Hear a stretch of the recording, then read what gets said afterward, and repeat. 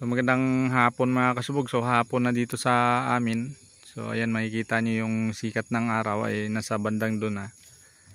So isi-share ko lang mga kasubog itong aking mga alagang manok. Yan, so dalawang klase yan mga kasubog. Yan ay ang Black Australorp, yung mga itim na yan, at saka yung mga pula na yan. Yan yung Rhode Island Red. So nagsimula ako mag-alaga niyan mga kasubog, mga 22 piraso, kasi 2 piraso yung binigay na dagdag sa akin nung sa nabilhan ko. So ngayon mga kasubog, isi-share ko sa inyo. So yung mga manok natin ay mga 4 na buwan na. So next month ay magli5 buwan na. So hindi pa nangingitlog kasi nga yung mga ganyang manok talaga ay maabot talaga yan ng 6 months or 5 months. Siguro pag mga magandang klase talagang manok, kasi hindi kasi parehas yung ano ng mga manok eh. Meron talagang maliliit, merong mabilis lumaki.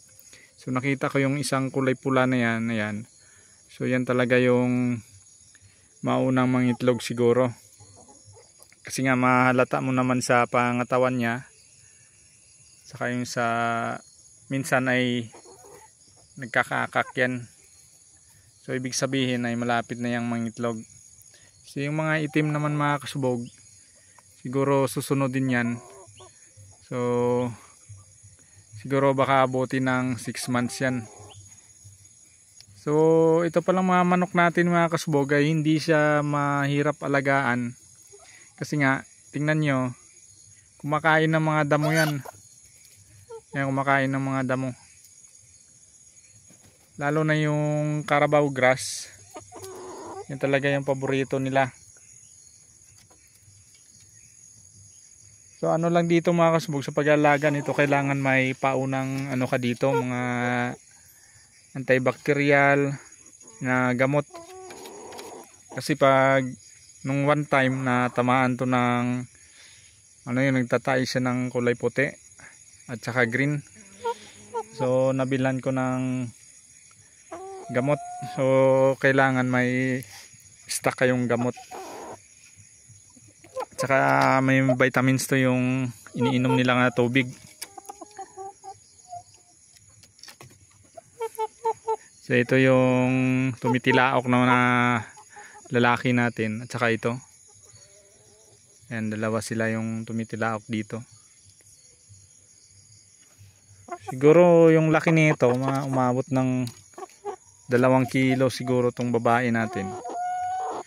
So dito kasi mga kasubog na maano yung katawan nila dito, siksik, kasi nga medyo paakyat to dito, mababa. Yan, mababa, paakyat sila. Tsaka tatakbuhan sila to dito. So nandun yung kulungan natin. Yan. So kusa naman silang pumupunta doon pag padilim na.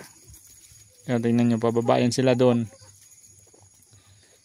So nabili ko pala itong mga kasubog sa online, through online. Tapos pinuntahan ko doon sa bayan. Sa bayan ng Kalibo, sakop ng Aklan. Kasi sa Aklan kami malapit. Nabili ko yung isang pirasong sisiw, 3 days. 3 days pa lang. Maabot na ng 100 per piraso. Pero bawing-bawi ka naman pag nangitlog na to. So pwede ka na ring mag-produce ng mga sisiw na pangbenta.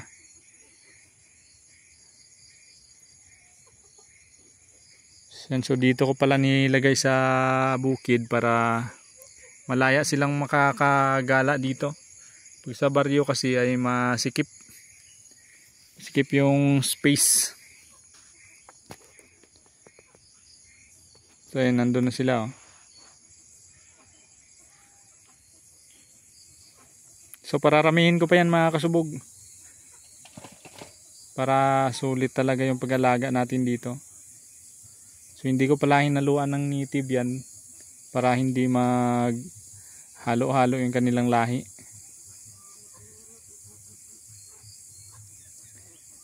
So yun lang mga kasubog. So update lang tayo sa aking mga alagang manok.